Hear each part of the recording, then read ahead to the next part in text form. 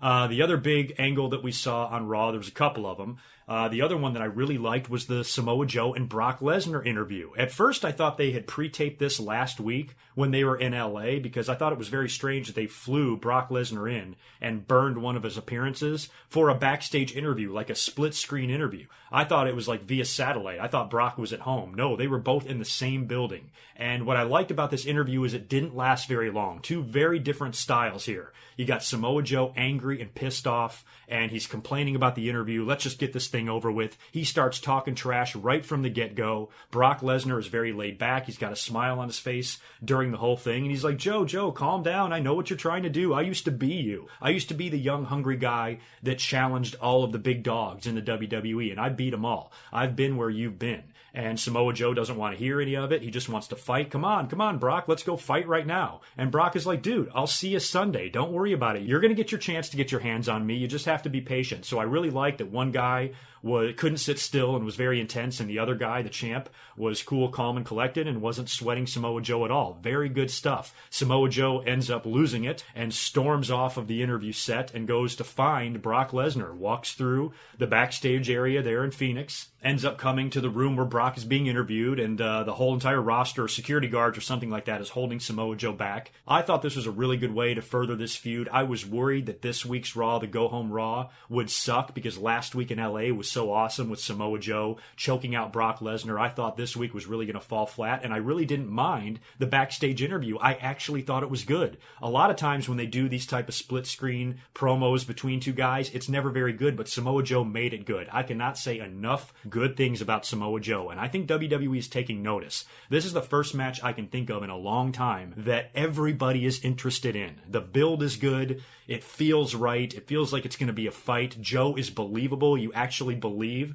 that this guy is a quality contender for Brock Lesnar's title. What sucks is I have to give a prediction on this here in just a little bit, and it's tough to pick a winner in this thing, especially with the rumors of this just being a one-off, a one-and-done match. I've been saying right from the start, I've been saying since the day that this match was announced that there is no way that this can be one and done. The build is too good. The suspense is too good. Unless you have Brock Lesnar go out there and just annihilate Samoa Joe, hit him with 24 German suplexes and pin him in 5 minutes, that's the only way this thing can end at Great Balls of Fire, and I don't see that happening. I'm not sure if I see Samoa Joe winning either. I talked about all of the different scenarios for John Cena at SummerSlam. These two guys have a whole bunch of different scenarios as well. We've heard the Brock Lesnar versus Roman Reigns rumors for SummerSlam. We've heard Brock Lesnar versus Braun Strowman rumors at SummerSlam. But given the success of this feud with Samoa Joe, I'm starting to think that we're going to get a Samoa Joe and Brock Lesnar rematch. If that happens, you might have to go with a shitty finish. You might have to go with some sort of a non-finish.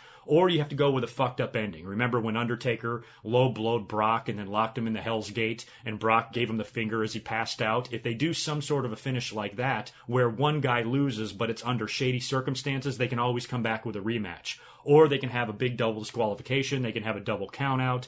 They can have another pull apart. Both guys can be counted out and the entire roster has to come out and separate them. And it can just be this crazy ass brawl where you have another match at SummerSlam, possibly even with a stipulation involved for the title. And that's when Joe wins the belt. You know, right now, whatever they do at Great Balls of Fire, whatever the outcome is, it has to set up another match. To me, this shit is too good to end at Great Balls of Fire. This thing needs to blow off at a big pay-per-view. WWE has got another big star on their hands now. Imagine what a victory over Brock Lesnar could do for Samoa Joe and his status on the roster. Samoa Joe is full-time, and I don't know if it's that feasible for him just to beat Brock in July at Great Balls of Fire, because I still think even with Brock Lesnar being back now for 5 or 6 years, however long he's been back in the company, it's still a big deal to beat Brock. It's not just a random thing that happens. So when you beat Brock, it needs to be meaningful. And Great Balls of Fire, stupidest name for a pay-per-view ever. I think maybe Brock escapes Balls with the title and drops to Joe at SummerSlam. I know a lot of people really want to see Joe win on Sunday, and he might. But if it was up to me, I'd try to hold it off.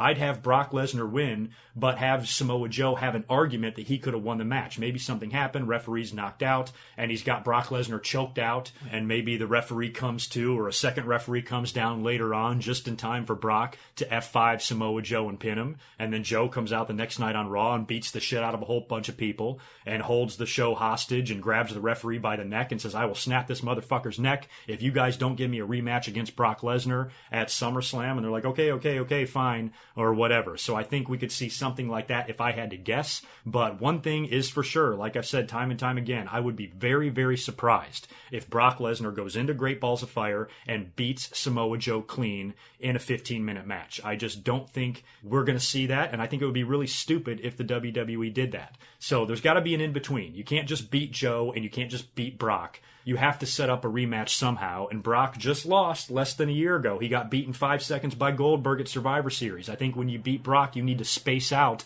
these defeats, and you should at least hold it off until SummerSlam. So that's my opinion. I'm really curious to hear what all of you